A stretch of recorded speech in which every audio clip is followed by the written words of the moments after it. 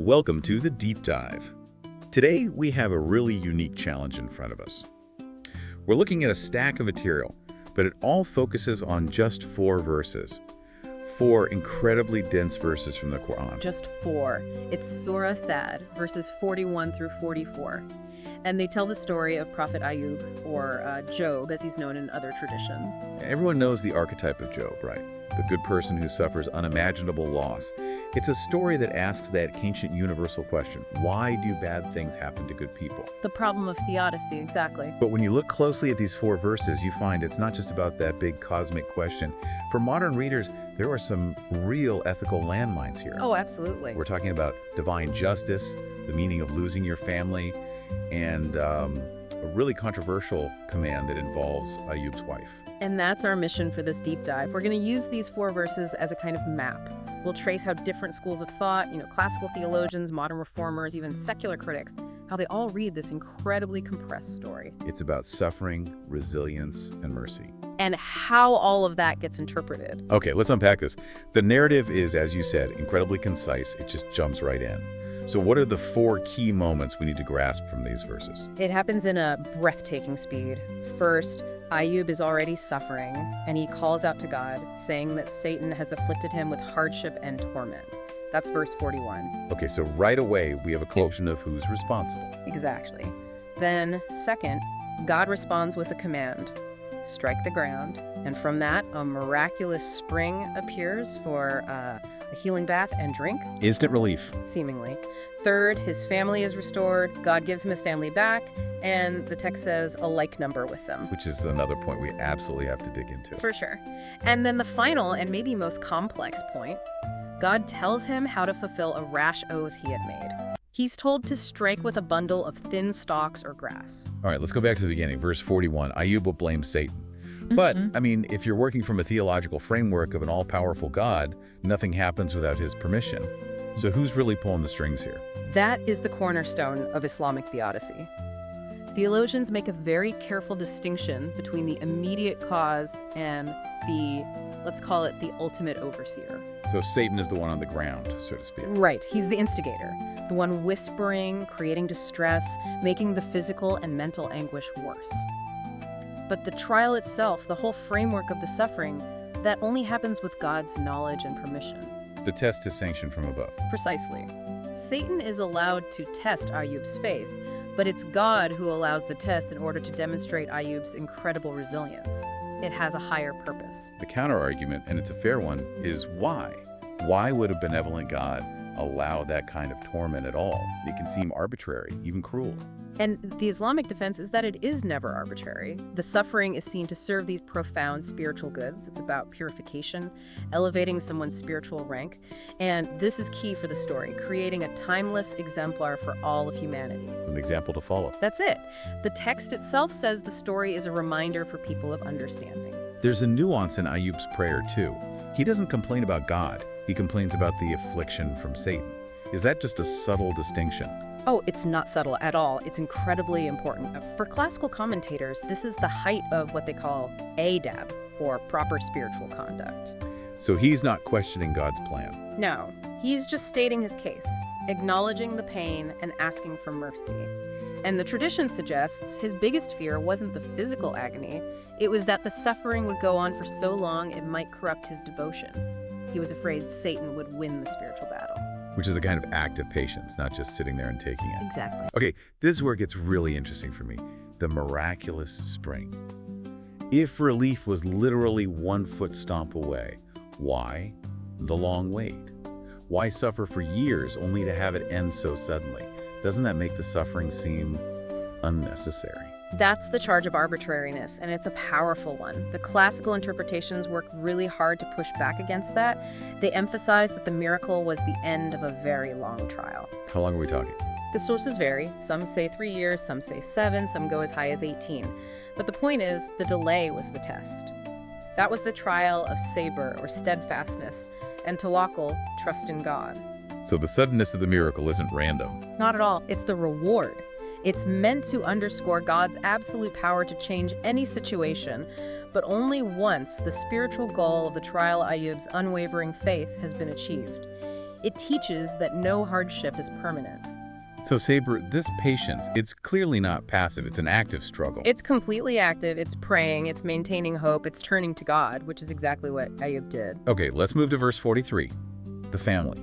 This is another area where, a modern reader might feel a little uneasy.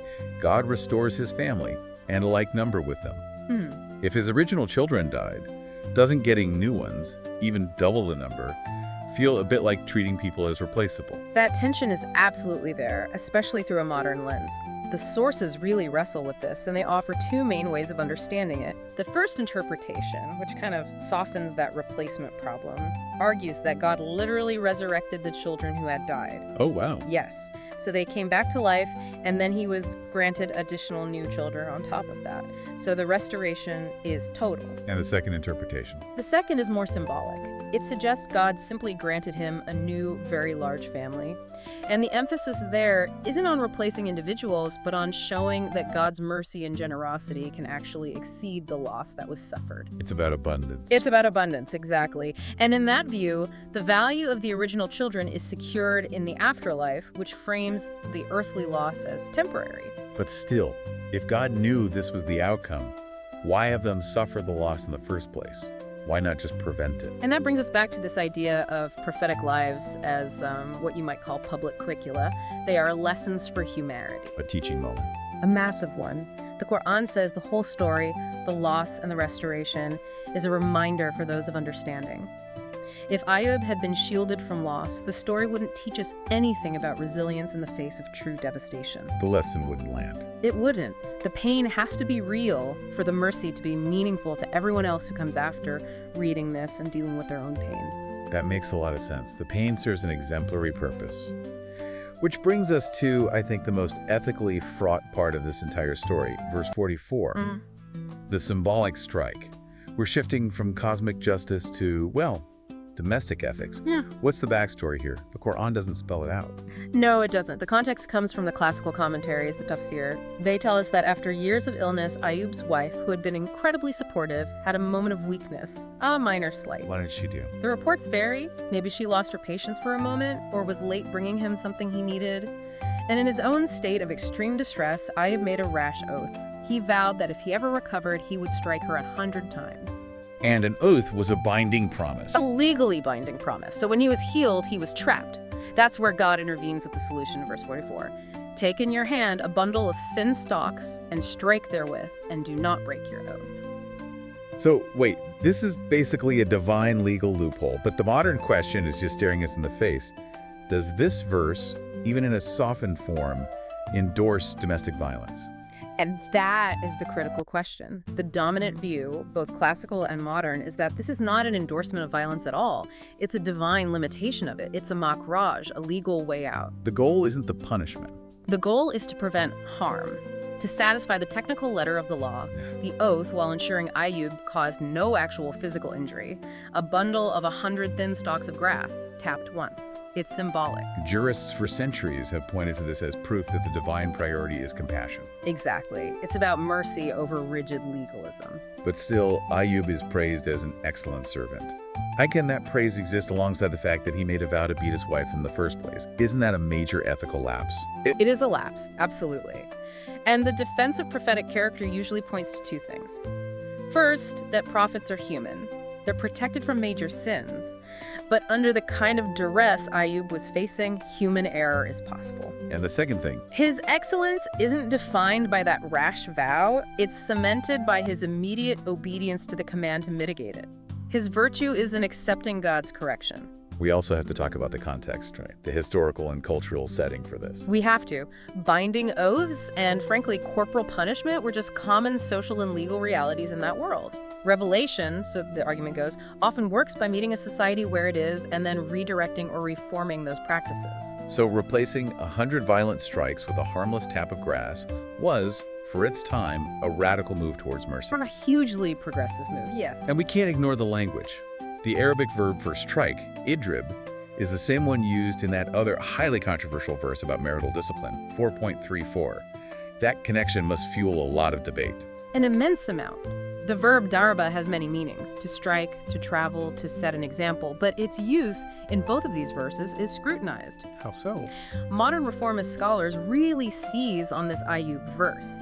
They say, look, here in 38.44, the command to Idrib is explicitly modified by the instrument, the grass, to ensure it's harmless. So it sets a precedent. It sets a precedent. They argue that if God requires a non-injurious symbolic act here, then the command in 4.34 must also be interpreted in a non-violent, symbolic, or at the very least, a historically limited way. So the tension is clear. Some see this verse as a powerful limit on violence, while others see the fact that the vow is even part of the story as reflecting, troubling patriarchal norms. And that debate is ongoing. It shows that ethicists are treating this text as an invitation to constantly re-examine these ideas through the lens of mercy. Let's pull the lens back for a moment. The Quran's version of this story is so much shorter than the biblical book of Job.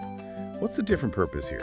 That's a key distinction. The biblical Job is, in essence, a profound piece of protest literature, a philosophical treatise. Job demands answers from God. He argues his case. He does. He argues with his friends. The Quranic Ayyub, on the other hand, is a purely theocentric reformulation. There are no long dialogues.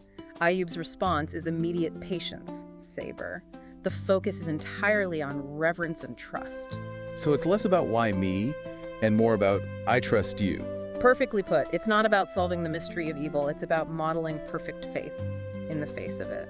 And what about the man himself? Is there any historical evidence for Ayyub? No, not really. Like the biblical account, this is seen primarily as a didactic story. There's no archaeological proof. He's best understood as a wisdom figure, an archetype. A powerful moral figure, but not one you can verify with secular history. That's right. So let's bring this all home. For someone listening today who's maybe grappling with their own struggles, what's the practical takeaway from this ancient story? I think it aligns remarkably well with modern ideas about post-traumatic growth, resilience.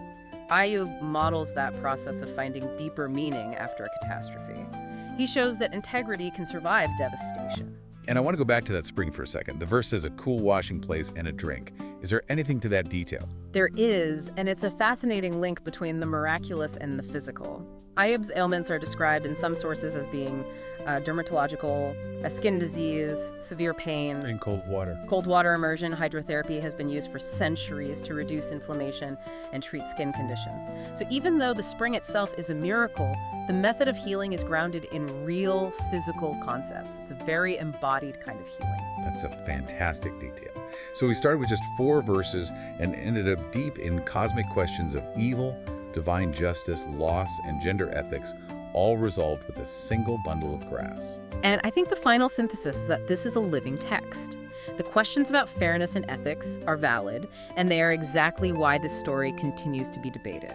It forces a re-examination of what mercy and justice really mean. And when you step back, maybe the story of Ayyub is ultimately a story about limitation. The ultimate power isn't shown in the violence a prophet could enact, but in the mercy God commands him to show instead.